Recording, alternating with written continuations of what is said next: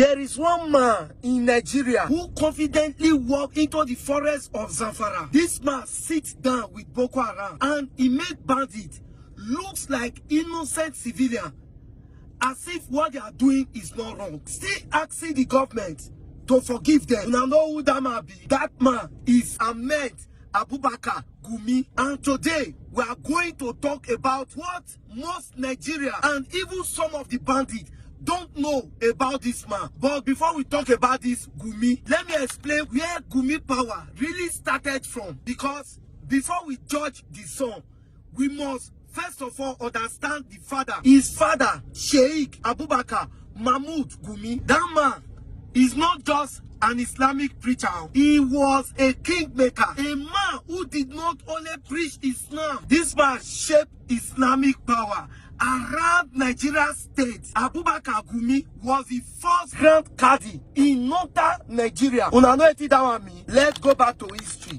Let me explain how it happened from the very beginning. Time before independence, when these British, the white people, they rule us, then they use our emirs and the akalis, the Muslim judge, to rule the north. So this Sharia law system already exist that time, but it dey under the control of the emirs. So after the independence, the new constitution then say make they create one big Supreme Court for the Muslim affair for the whole northern state. So this court, now they call the Sharia Court of Appeal. Now, who to head this court? Because this big new court need one Oga Patapata where go rule the rest court under him. That Oga, now they call the Grand Khadi, Sheikh Abubakar Mahmoud Gumi. Now they choose as the first person ever to hold this big position for the whole northern region. That position now make Abubakar Gumi grow power and influence to the point that he had direct access to the president. This man sits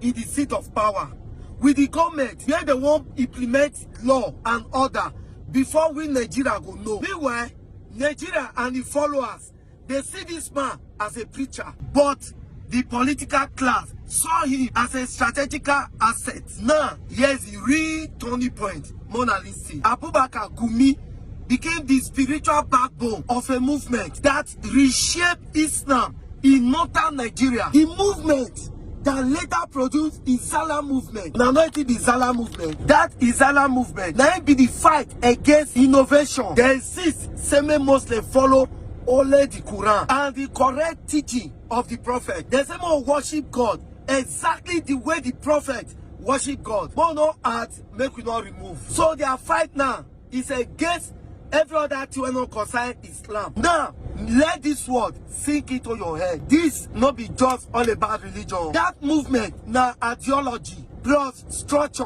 plus state access. This ideology now the Islamic ideology where be the day where be Islam believe. So that structure now waiting they don't already they plan before we even know ourselves as Nigeria. And the state access now the access will give them the power that everything when Nigeria get, the military, the resources of the land, and the politics of the government. Now why you see say even the Niger Delta oil now the northern they control them.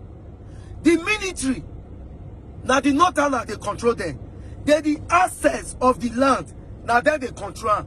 Now why be say there was a time one northern man say every resource where they Nigeria belong to the northern.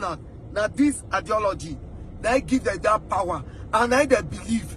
So now why they believe say that they get this Nigeria. And inside this system, a boy was growing up. That boy was Abubakar Ahmad Gumi. This boy not just grow up inside mosques alone. No. He grew up in the corridors of power. He saw how rulers think. He saw how government negotiates. He saw how religion bend politics and how politics bend religion. So when you see Gumi today walking into the forest, negotiating with killers, talking to people, the government say they are untouchable. Understand this. It's not experimenting. No. It's applying a system inherited. A system where religion is not just faith. It is influence. It is access. It is negotiation. It is leverage. Now, Nigeria just begin to feel the full weight of that legacy. So in my next video, waiting even the bandit themselves, when they loyal to her, don't even know about him. we will now expose who Gumi really is. I want to expose how our traditional ruler and the balance are in contribution to the insurgency happening in the west and the south. The Fulanis, they don't have right to see any village. Talking of saying to call, they overshadow them. Go check if all these traditional rulers, they do something. And they give some 5 cow. These Fulanis, they give the cow. These Fulanis, some of the cow where they bring, where they give them, the traditional ruler go sit there, make them help them, they rear the cow. I'm saying it from fact. So that person where give the cow, make them rear. The ballet where they give 10 cow to. Now you go there and say, Fulani, cow, chop your cassava, make it answer you.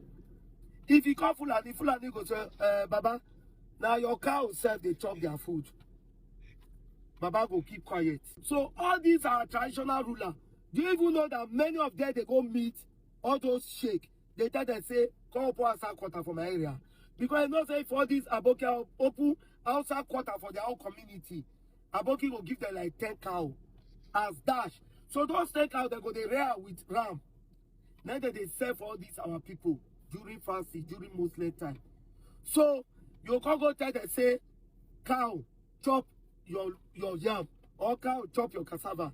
You think say ballet go answer you. They say outside don't take charge. Nobody outside take charge you. Now the ballet for your area, now it send you to Fulani people. So when we get us straight, if we dey shy away from all those truths, we will never get to where we are going to.